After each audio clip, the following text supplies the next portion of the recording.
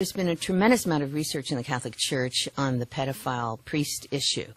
And the John Jay report came out, which attempted to identify how come so many priests were involved in the sexual abuse of children, mostly boys, by the way. So it would be these are homosexual acts, because they were men molesting boys.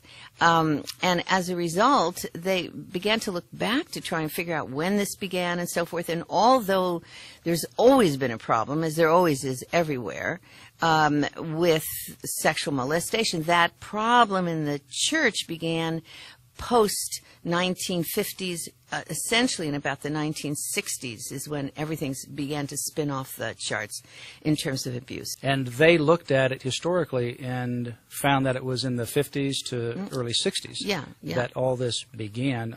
Amazingly, Dr. Alfred Kinsey wrote his first book about sexuality in the human male in 1948 and sexuality in the human female in 1953. Correct. And of course, that is now commonly known as the K-bomb. Yes. That it actually dropped the K-bomb on the greatest generation coming back from the war here in America. And of course, that rippled around the world. So in context, you're trying to give them some answers as to the ultimate origin of why they began to see these results happening within the Roman Catholic Church. Absolutely. It wasn't going on for forever.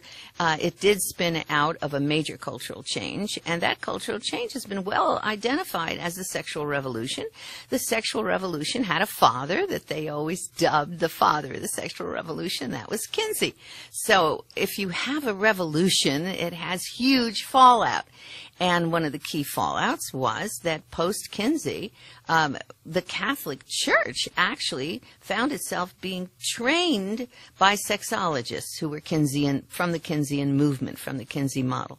They were shown pornography in the seminaries, in groups of seminaries where the bishops were so inclined.